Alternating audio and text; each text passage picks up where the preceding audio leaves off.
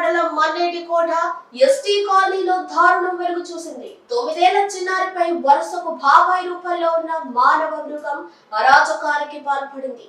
తినుబండారాలు పెడతానని మాయమాటలు చెప్పి చిన్నారిని తీసుకువెళ్లిన తుమ్మల కార్తిక్ సోమవారం అఘాయిత్యానికి పాల్పడ్డాడు. అత్యాచారానికి గురైన ఆ చిన్నారి బాధతో కేకలు పెట్టడంతో ఆ కీచకుడు పరారయ్యాడు.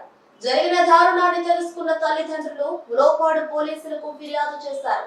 కేసు నమోదు చేసుకున్న పోలీసులు బాధితురాలిని కందుకూరు ప్రభుత్వ ఏరియా ఆసుపత్రికి తరలించారు. ఉలోపాడు మండలం మన్నేటికోట ఎస్టీ కాలనీలో దారుణం వెలుగు చూసింది. 9 ఏళ్ల చిన్నారిపై వరుసకు బాబాయి రూపంలో ఉన్న మానవ మృగం అరాచకానికి పాల్పడింది. తినుబండారాలు పెడతానని మాయమాటలు చెప్పి చిన్నారిని తీసుకువెళ్లిన తుమ్మల కార్తిక్ సోమవారం అఘాయిత్యానికి పాల్పడ్డాడు. అత్యాచారానికి గురైన ఆ చిన్నారి బాధతో కేకలు పెట్టడంతో ఆ కీచకుడు పరారయ్యాడు. జరిగిన దారుణాన్ని తెలుసుకున్న తల్లిదండ్రులు ఉలోపాడు పోలీసులకు ఫిర్యాదు చేశారు. కేసు నమోదు చేసుకున్న పోలీసులు బాధితురాలిని కందుకూరు ప్రభుత్వ ఏరియా ఆసుపత్రికి తరలించారు.